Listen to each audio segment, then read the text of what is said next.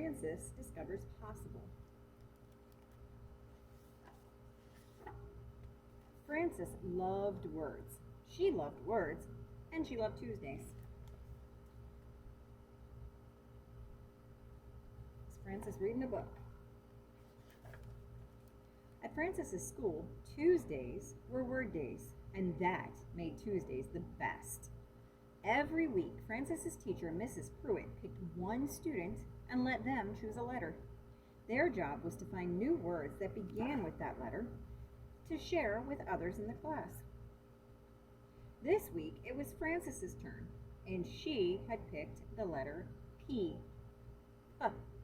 But first, Mr. Pruitt wanted to review the letters they'd already learned.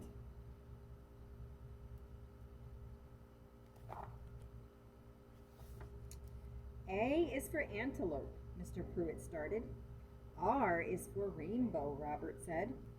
T is for trampoline, cried Calliope.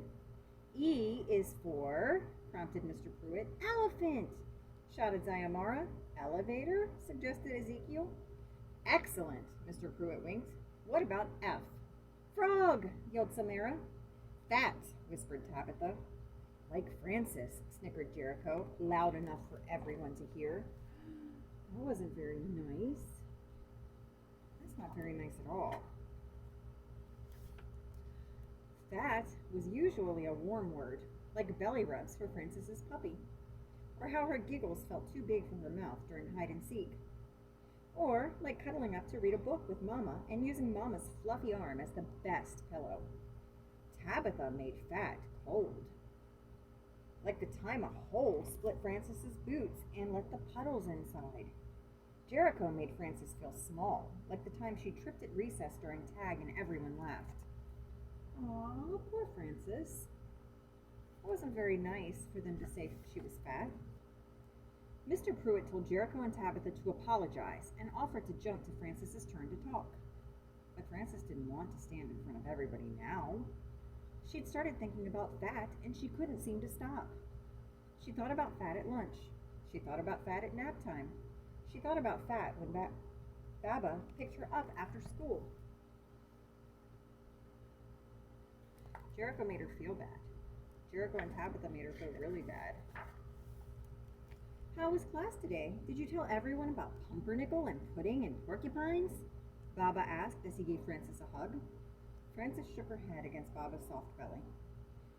No, why not? Frances wasn't sure what to say. She didn't want Baba to know that fat was bad. Frances and Baba were both quiet on their walk to the car. Frances, Baba said after they buckled up, I need some fresh air. Could we go to the park? Frances considered. Well, the park was good for thinking. Okay, Baba, Frances said.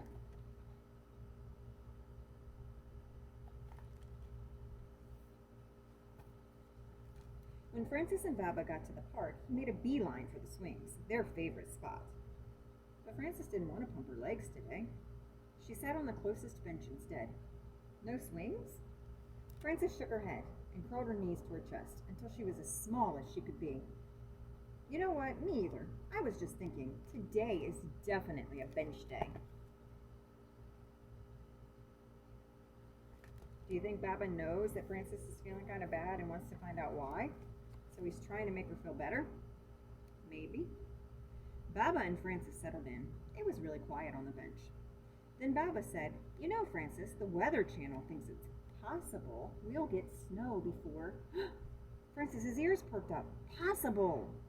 Frances knew so many P words, but this one felt brand new. Baba, Frances said. Mm-hmm. What does the word possible mean? Baba tilted his head to the side. What do you think? Frances shrugged. Maybe possible is something like exploring, Baba suggested. Then he held out his hand and whispered, Why don't we go find out? Frances wasn't sure, but she was curious, so she put her hand in Baba's and off they went.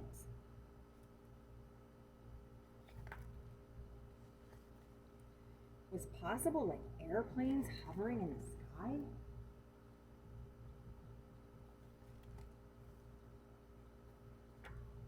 Could possible be like learning to swim? Was it when you held your breath and jumped?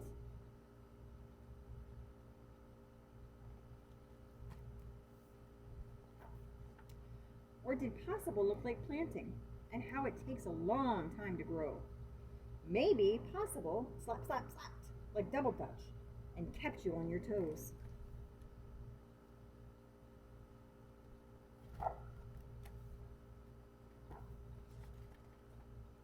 Frances thought that possible would be one thing, but suddenly it seemed like lots of things.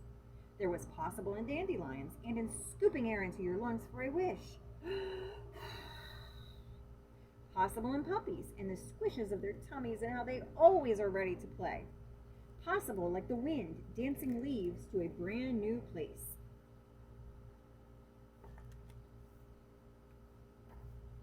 Possible made Frances feel warm and big, like fat, before Tabitha made it cold and Jericho made it feel small.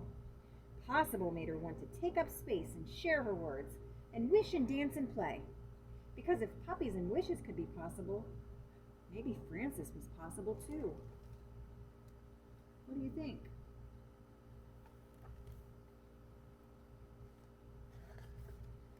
Frances reached up and tugged on Baba's sleeve. Baba, I think I'm ready for the swings now, said Frances, and she was. She's ready to have fun now. Author's notes. I grew up a poor, skinny, unpopular white kid in a single-parent household, and almost every book I read as a child reflected some part of my own story back to me in the main characters. But as I got older and my body grew with me, I often didn't see myself in the books I read or movies I watched. If I did, it was usually as a joke, or at best, a plucky best friend. It took years for me to learn to accept my body and see myself as someone who could still be the protagonist of a story, and to begin to write those stories myself. The character of Frances was born out of my desire for kids of all body types to see, at an early age, fat characters portrayed as people worthy of taking up space in stories, in everyday scenarios and the biggest dreams we can imagine. I was also eager to portray a fat parent who is positive, supportive, and reassuring to their fat child in subtle ways, because I know firsthand the hurt that can occur when self-esteem issues are passed down from parent to child. Finally, it was important to me to give Frances quiet permission to sit with her emotions when she is confronted with bullying, while allowing her space to find her way through those tough feelings and into a place of possibility. I hope that Frances helps readers discover the same sense of possibility for themselves. Anything is possible for Frances, and anything is possible for you, right? The end.